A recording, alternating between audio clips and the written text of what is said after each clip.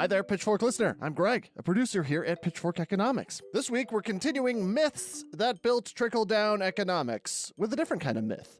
The idea that bad economic ideas disappear once the evidence proves them wrong. They don't. They get rebranded, recycled, and shoved back into the policy debate as if we haven't already seen how the story ends. Oh, tax cuts for the rich will magically pay for themselves. Taking healthcare and food assistance away from struggling families is fiscal responsibility. Tariffs are free money paid by other countries. And if government would just get out of the way, the market would solve everything on its own. But those ideas have continued to fail over and over. Somehow they keep getting resurrected in our politics because they still serve powerful interests. That is what Nobel Prize-winning economist Paul Krugman calls zombie ideas. Dead ideas that somehow keep walking around eating our brains and shaping our public policy. And that is why this episode is such an important part of this series. Trickle-down economics was not built on evidence. It was built on stories that sounded simple, served the wealthy, and survived long after they were proven wrong. So today, we are revisiting Nick and Goldy's conversation with Paul Krugman about how to spot zombie economics, why these bad ideas refuse to die, and what it takes to finally kill them. Can you even kill them? The rising inequality and growing political instability that we see today are the direct result of decades of bad economic theory. The last 5 decades of trickle-down economics haven't worked. But what's the alternative? Middle-out economics is the answer. Because the middle class is the source of growth, not its consequence. That's right.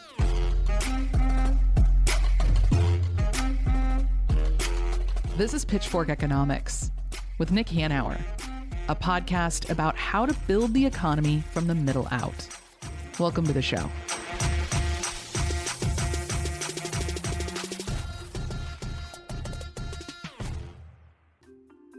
I'm Nick Hanauer, founder of Civic Ventures. I'm David Goldstein, Senior Fellow at Civic Ventures. Today, we get to talk to definitely one of our favorite and certainly one of the highest profile economists in the world, Paul Krugman. He writes a column in the New York Times. Really one of the foremost economic communicators in the country, in the world. In the world. Over the past 20 years. Yeah. I think we almost always agree with him, right? Directionally. Although what will be interesting to explore is how he comes to the same conclusions that we do. I mean, it's safe to say that our positions can be even more extreme than his. Of course, we're more extreme than almost everybody. We're not extreme. It's everybody else who's extreme. Yeah, that's right. We're the centrists. Exactly. We're right and in everybody the middle. else is, I forgot. But it will be really interesting to talk to him about his book, his new book, Arguing with Zombies. To be clear, this is a collection of essays, so a lot of this, I didn't remember a lot of the columns, but I almost certainly read many of them before. And, it sort of documents his longstanding fight against just neoliberal nonsense. Right. The ideas that dominate the economic and policy debate that have no basis in reality. Correct. And, we call it trickle-down economics. He calls it zombie ideas. I think we're roughly talking about the same thing. Should be a great conversation. We're very lucky to get to talk to him.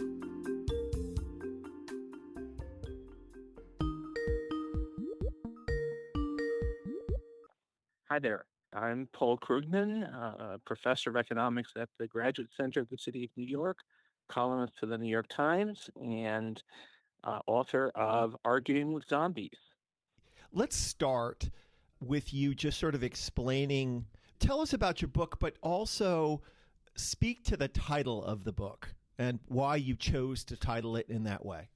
Yeah, some years ago, actually before I started writing for the Times, I ran across the term zombie ideas. It was actually in a paper about Canadian healthcare, but it was about things that people believe in the political sphere that are demonstrably false. They've just been proved wrong by evidence over and over again, and yet they just keep on. They stay out there. They continue, shambling along, eating people's brains. And it struck me particularly with us putting this book together, much of which is columns written over a period of 20 years or so, that the same bad ideas just keep on coming at us, that the columns that point out some nonsense in 2004 are followed by columns that point out the same nonsense in 2019. And you'd have to try to understand why it is that bad ideas just keep on coming. Yeah. Why don't you describe some of those zombie ideas? Well, we can start with one. Just today, Steve Mnuchin said this, and this is a quote, "We still think the tax cuts will pay for themselves." Zombie idea? That is America's leading zombie. It may not be the most important, but that's the one that has had the biggest impact on our politics. The claim that tax cuts, particularly tax cuts for rich people, are magic. They cause incredible things to happen, and the money comes flowing in, and they pay for themselves.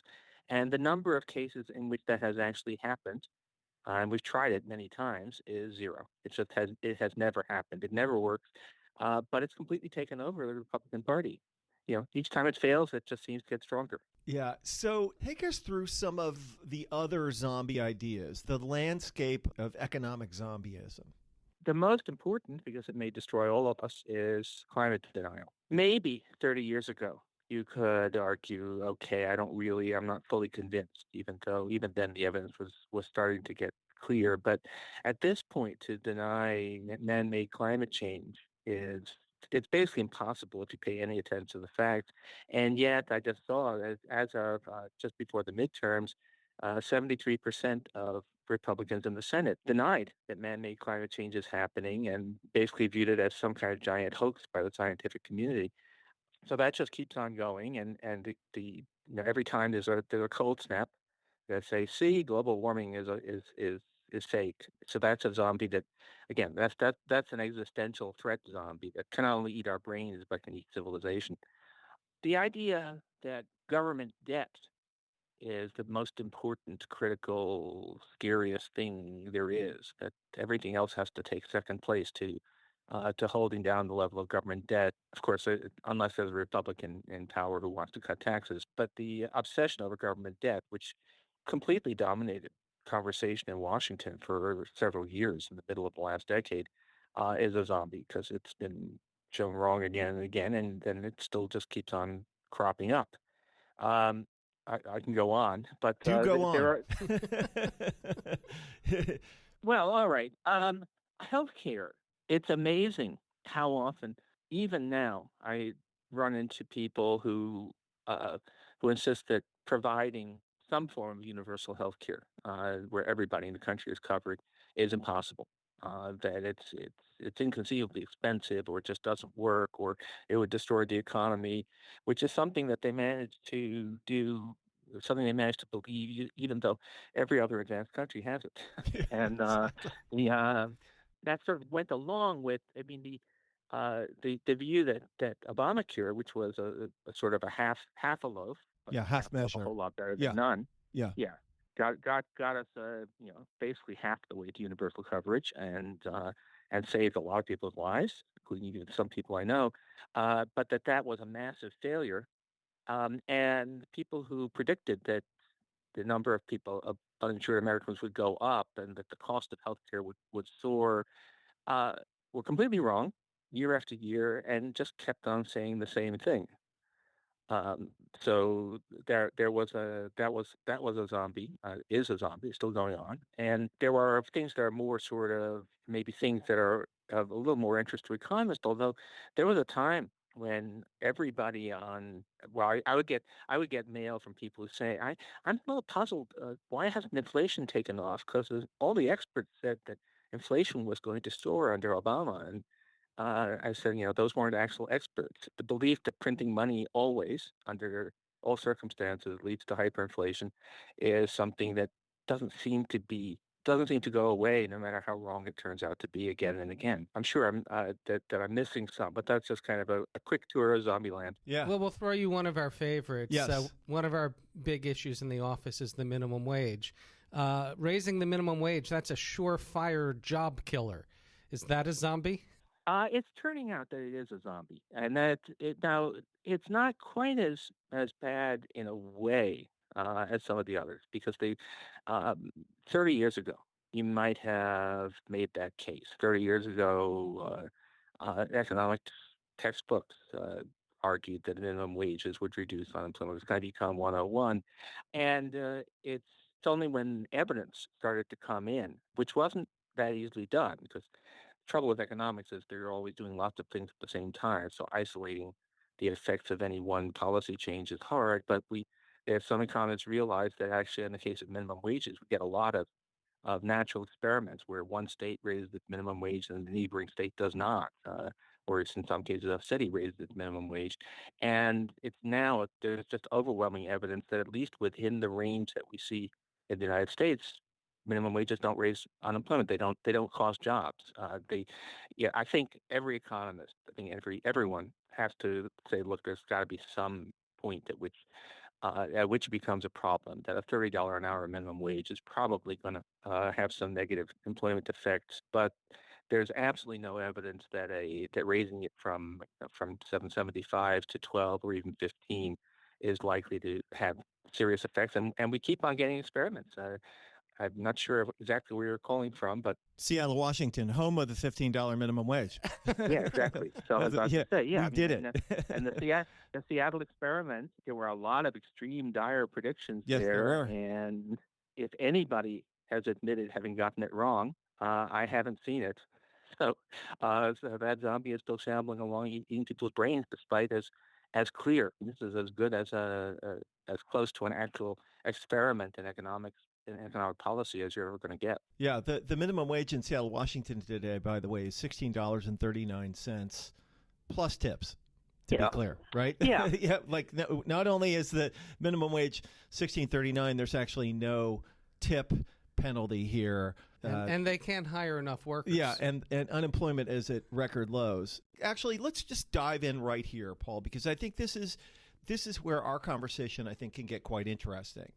So the first thing is that I would dispute your claim that if the minimum wage or wages rise, employments fall, as a zombie idea is less important than some of the other ones. Because I wouldn't have said it's less important. I would have said it's less unforgivable. That there was a time when simple economic models did seem to suggest that raising the minimum wage would reduce employment.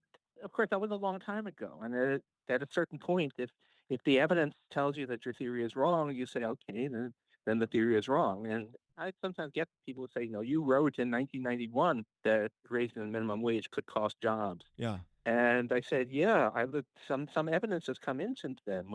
When I get new facts, I change my views. What do you do? Yeah. Right. So.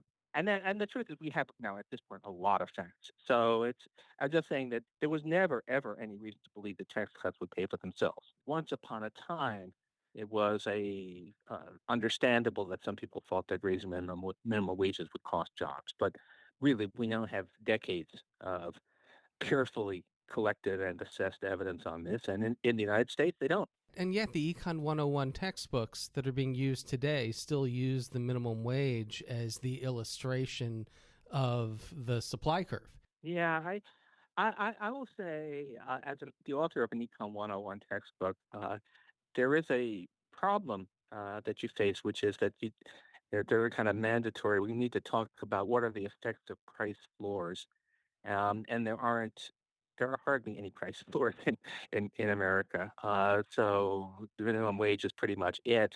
And then you kind of get yourself into this sort of saying, well, if the minimum wage were high enough, then probably it would reduce employment. But yeah, it's this was one of the huge surprises. Usually, economic evidence, if there's something that seems obvious, usually the evidence says, yeah, actually it was obvious.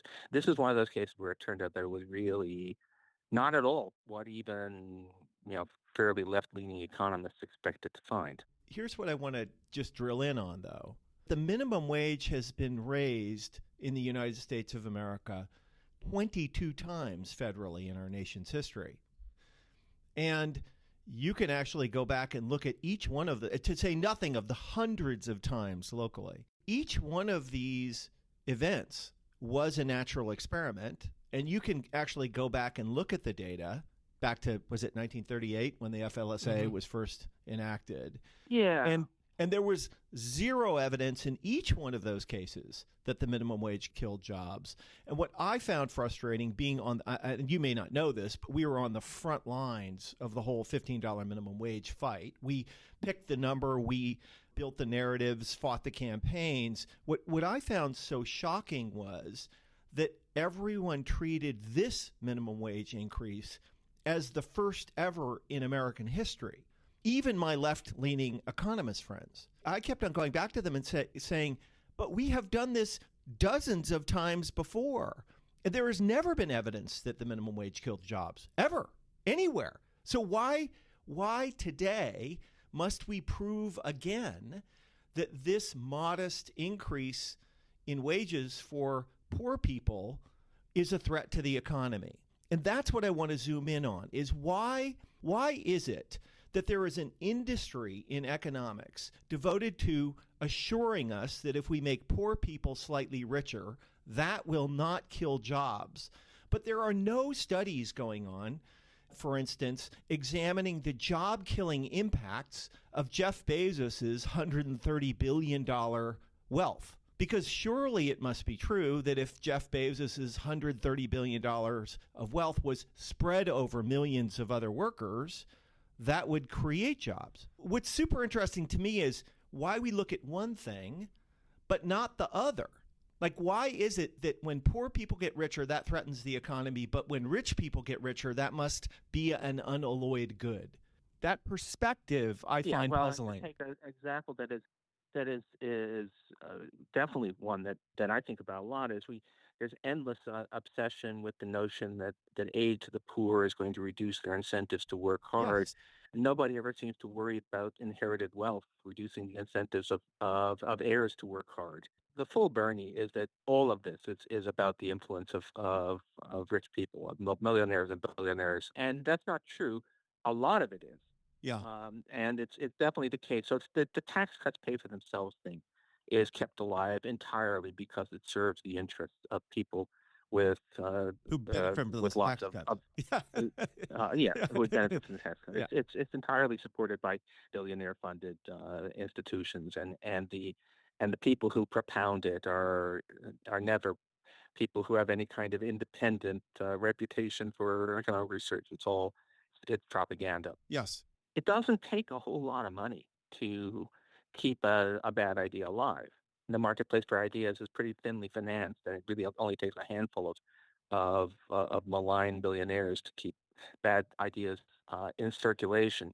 Now, there are other things that go on. I mean, there is I do talk in Argument with Zombies some about the problems of the economics profession and and particularly the confusion in response to the financial crisis, which in that case had, at least initially, very little to do with class interests, at least in any direct sense. It had to do with the fact that economics has this beautiful model of how the world works. Confusing beauty with truth, as you put it. That's right. Yeah. And Econ 101, we teach our students. I teach. I mean, you got to do this. You want to have a textbook that people will use. You have to put the other stuff in as, but it's more complicated than that. But first, you have to teach this simple model in which everybody is rational and in which markets all work the way they're supposed to. And in that model, a minimum wage increase should cut jobs. In that model, the incentive effects of anti-poverty programs should be something that you need to worry about.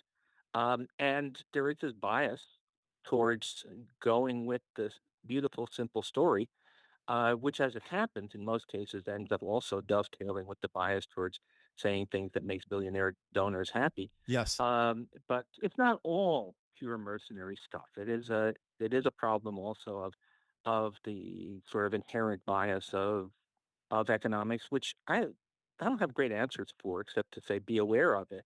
That beautiful models are not necessarily true. Can I just make a suggestion? And that is, since most students don't get any further than Econ 101, starting with these beautiful models based on what you call in your book silly assumptions might be part of the reason why these zombies are so difficult to kill? It's a little bit, although again, the tax cuts pay for themselves thing, which is the most important consequential zombie in U.S. politics, doesn't come out of Econ 101.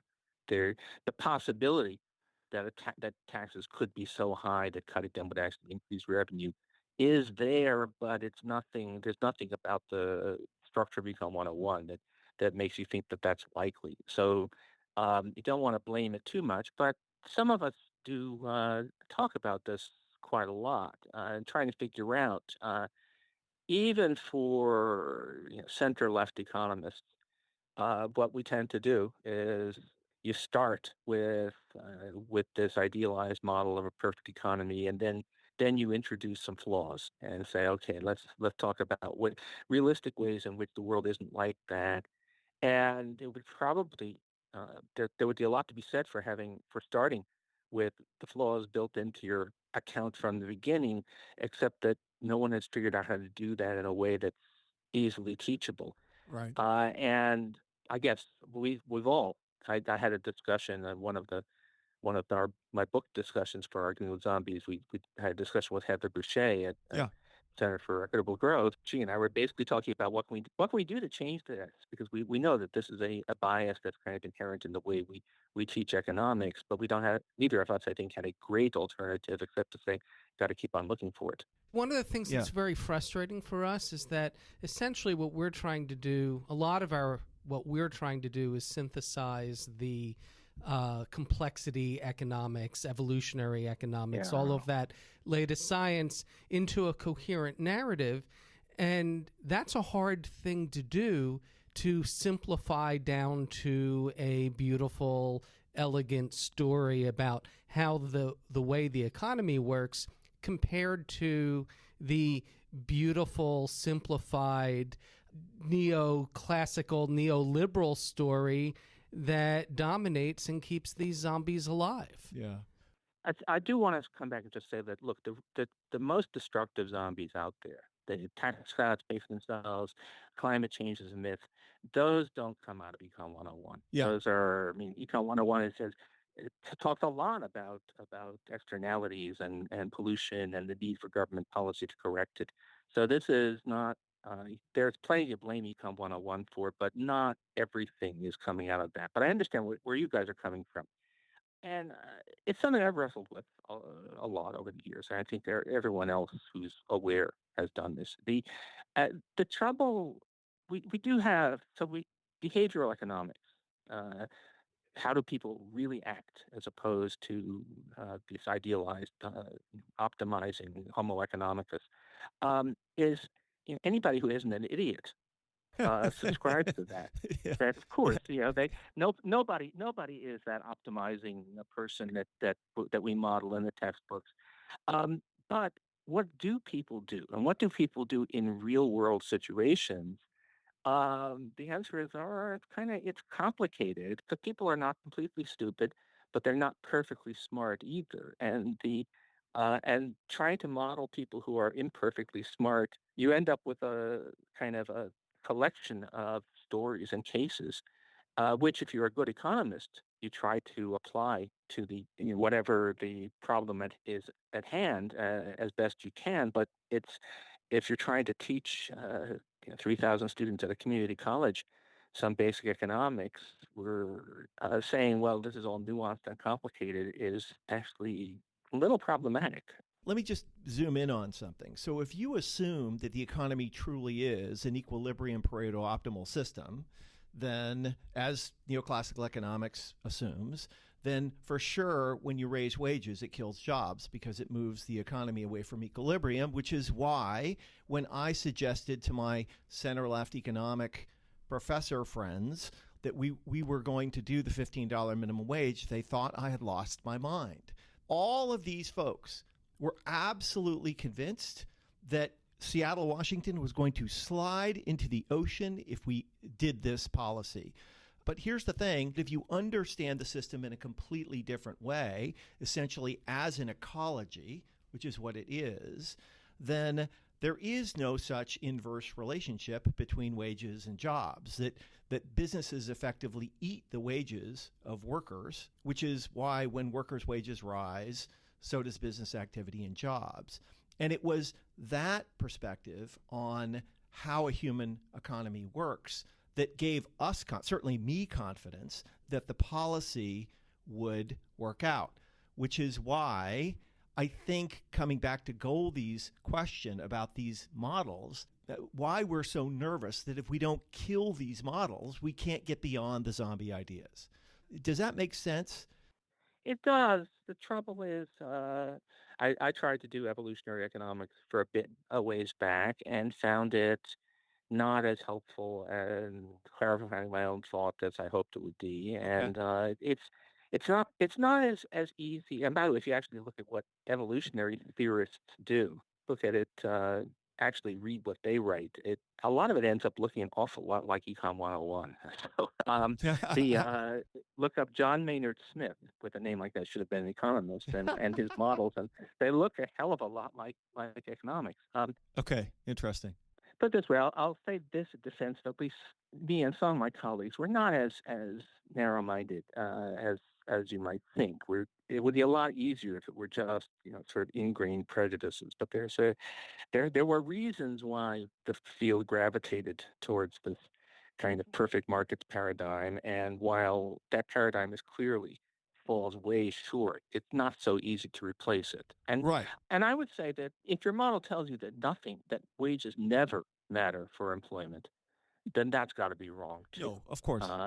I just did a few days of book promotion in Spain, and I get a little grief from the Spanish left. For some reason, I'm popular in Spain. God knows why. I don't speak a word of language. But I got some grief for saying at the height of their crisis that the Spanish wages needed to come down relative to German wages to make Spain more competitive. As long as they were on the euro, that was going to have to happen. And they would say, well, the wages are not that high and it's hard to live on them, which is true. But the trouble was, given the realities of how international business works, Spain just needed to be a cost competitive place to make stuff. And that happened. They actually had, over a number of years, through grinding, suffering, and high unemployment, Right. Spanish wages were slowly ground down. They didn't fall much, but they didn't rise, while German wages rose. And now Spain has a thriving automobile industry because it's got a labor cost advantage. So it's not that this stuff is all nonsense. No, of course not. It's just when it's realizing that the orthodoxy, that the Econ 101 basically don't believe it unless there's evidence. And sometimes the evidence will tell you that in the relevant case, it's just not at all right. So let's get to the positive side of what we can do here. Obviously, you've been one of the most effective economic communicators over the past 20 years. How do we contribute towards your fight against zombies? How do we kill some zombies?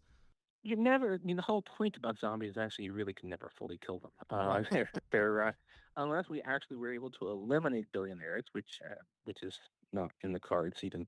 No matter who becomes president, there's always going to be big money to support some dumb stuff, and there's always going to be some of the problem of what I call very serious people who go for something like, well, we must control our debt, which sounds serious because everybody else who sounds serious is saying it. So those things never go away. What you could try to do is loosen the grip of zombie ideas on people who are in some position of influence and with at least moderately progressive values. So I'm hoping if there's a next Democratic president that he or she will not listen to the people who say, well, now you have to balance the budget. Yeah. Republicans Right. have that they will instead say, okay, government borrowing is not that bad a thing, but we should use it for good stuff. We should use it for infrastructure, Not child tax cuts health for care rich and so on. people. Yeah. Yeah. And I think that there's some chance of doing that. I mean, Obamacare, even though it's a Rube Goldberg device, it's a compromise scheme and more complex by far than you would want it to be, but got 20 million people health insurance, and that came out of a long campaign, I think, on the part of progressive economists, progressive health economists, saying, look, there's a lot we can do here. It's not actually all that expensive to provide health care because the uninsured in America are mostly young adults who are actually pretty cheap. They don't usually require triple cardiac bypass operations. And there are some fairly straightforward, even if technically a little bit complicated things we can do to get these people under the insurance umbrella. So as I say, I'm arguing with zombies, not trying to kill them because I know that they never really do die. But you can try to argue with them enough so that you can get good stuff done. So our view on zombies, because we are in violent agreement with your analysis, is that you cannot kill the zombie ideas because these ideas are not propagated because they're true. They're propagated because they are effective. They advance the interests of the people who are propagating them. But what you can do, I think, and what we've tried to do, is you can inoculate people against these zombie ideas by showing them that the people saying them aren't saying them because they're true, they're saying them because they're effective, that these things sound like economics but are actually intimidation tactics masquerading as economics, and convert fear into anger. That's what I say right in the beginning of arguing with zombies. Among my principles for writing is be honest about dishonesty. Don't pretend that we're having good faith discussions when we're not. There are good faith discussions. Yeah. Ben Bernanke and I disagree about the effectiveness of quantitative easing, and forget about it. That's not worth discussing on the op-ed page. But nobody really believes, scare quotes around believes, in the magic power of tax cuts. That's all about serving interests, and you can document. You can look at who does it and where it comes from. It's like climate change denial. I guess it's Naomi Oreskes who's done this of scientists who have written skeptical client pieces. How many have received funding from fossil fuel interests? And the answer is all of them, right? Yeah, you can make that case, and I think it can be effective. I think if you can make the case that something is being argued, that the argument is not being made in good faith, then it helps. It helps you make the case against it.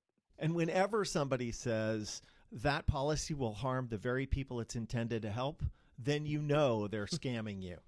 So once in a very long while it happens, but very often not. That's right. There are people who are people who have sounded centrist in the past, who have changed their minds and showing that they were in fact in good faith. Again, I've been book touring for Arguing with Zombies, and I get pretty interesting questions in the audience, and one of them was.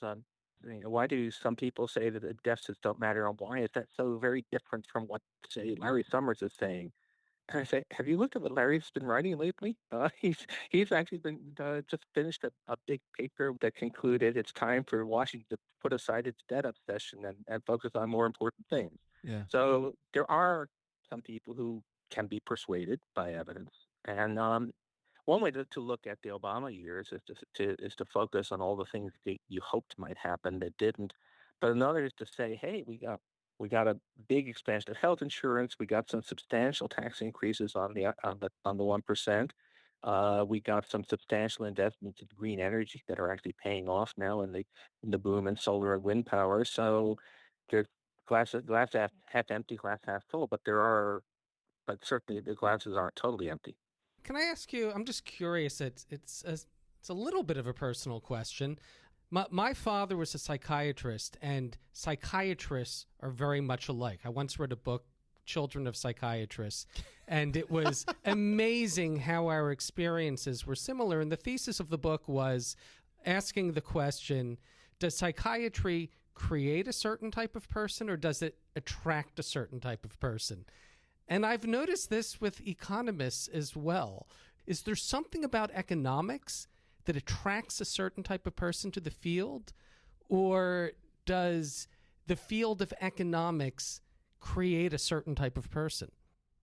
Oh, probably both. Let's put it this way. I'm sitting here at the Stone Center for the Study of Socioeconomic Inequality, which is actually genuinely interdisciplinary, and we talk to cross sociology, poli-sci economics, and we have invited speakers from all kinds of people who do ethnology and so on. And I listened to some of their research, a lot of which involves just going out and talking to people in detail about their lives. And I think to myself, I could never do that.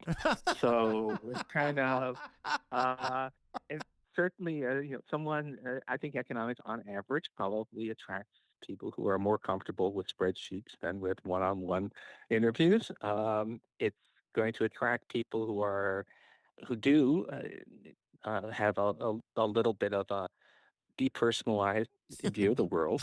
And then there's also to the extent that the field was for a long time pretty dominated by models of how great markets are. I think economics attracted people who were somewhat, on average, somewhat, certainly more conservative than other social sciences.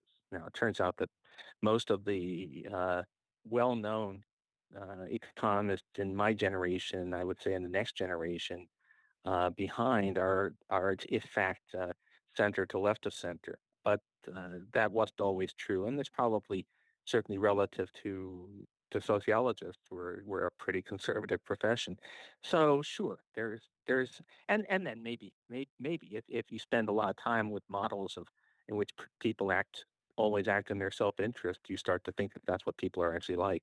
Right. A lot of white men, too. That's changing fast. It is changing fast. Yeah, the field's gotten more diverse. The last recent, if you track winners of the Clark Medal, which is the best economist under 40 medal, that's gotten substantially more diverse. We're getting more women getting that now, but it's definitely true. So we have one final question for you, and that is, why do you do the work that you do? I think basically in the hope that I can make a little bit of a difference. I don't have grandiose visions. One of the things that kind of an interesting thing, I somehow or other ended up with the best journalistic spot in the world, op-ed page of the New York Times, and my ability to move public opinion is still almost invisible. You can at best nudge things a little bit. But it can make some difference. I think I played some role in us not privatizing Social Security, which is the first thing I talk about in Arguing with Zombies. I think I played some role in us getting even an incomplete healthcare reform. I argued against destructive austerity policies, and unfortunately, I think we kind of lost that argument, but it was the right argument to make. So if you can make a little bit of a difference, especially in something, this economics is about society, and if you can make society even infinitesimally better, then you've justified your existence. That's a fantastic answer. We think you're making a difference. Yeah. You're helping us. All right. Good luck. Thank you, sir. Okay. Take care. Okay. Bye-bye. Thanks. So, Nick, what do you think? Did we kill any zombies today? I don't know. It's great to, of course, talk to a fellow traveler who has devoted his life to pushing back against these terrible ideas.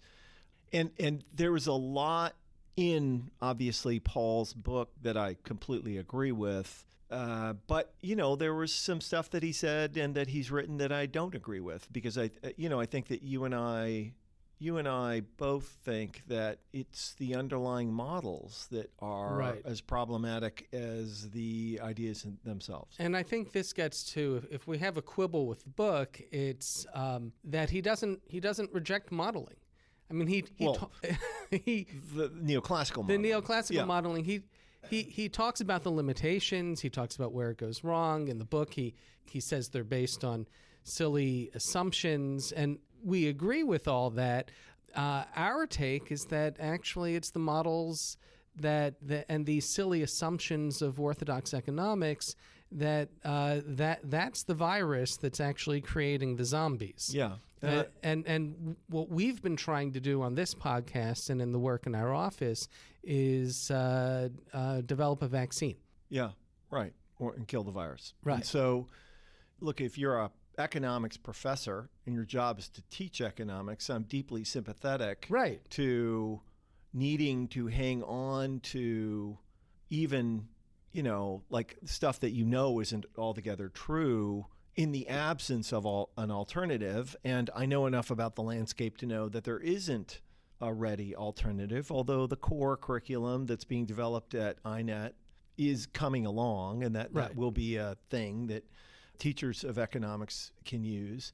But, the truth is that it is from things like seeing a human economy as an equilibrium system that these zombie ideas proceed, right? That is where the virus comes from. And the virus, I think, can be thought of as the deep intuitions of the people who ply the trade. If you're teaching any 101 course, you're going to have to simplify things a Correct. bit, right? That's just the base.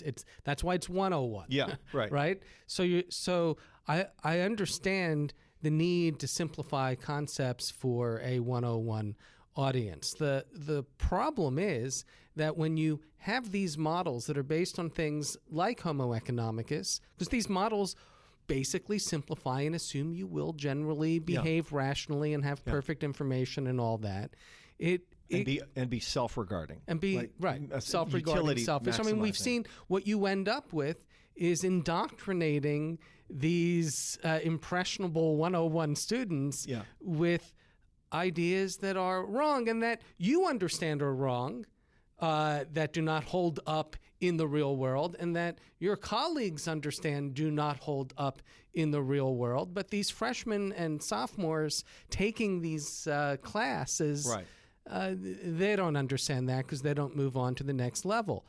I'll tell you, one of the things that I found most striking was near the end when we talked about what type of people the field attracts. And he acknowledges somewhat conservative, it's a somewhat conservative field.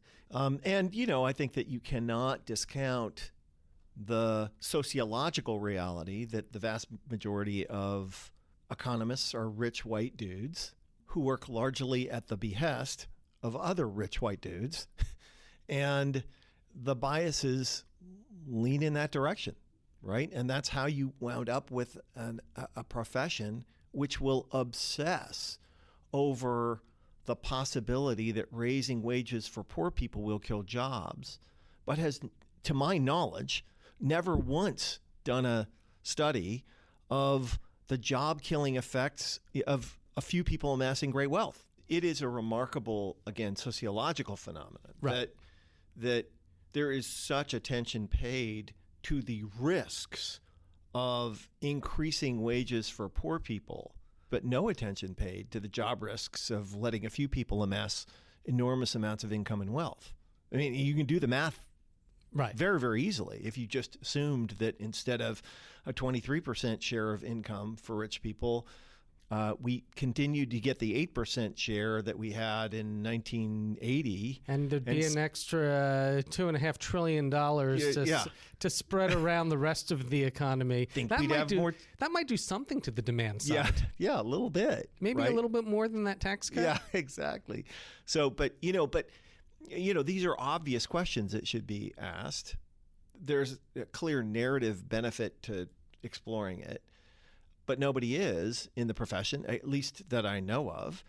And that speaks to the fundamental biases of both the people and the ways of understanding the field embedded in neoclassical economics. And so, anyway, just fascinating conversation and super, obviously, really, we're very fortunate to get Paul to spend so much time with us chatting about this stuff. Yeah, we need more zombie fighters, and as Paul Krugman points out, we can't stop the fight because that's the thing about zombies. They don't die. They never die.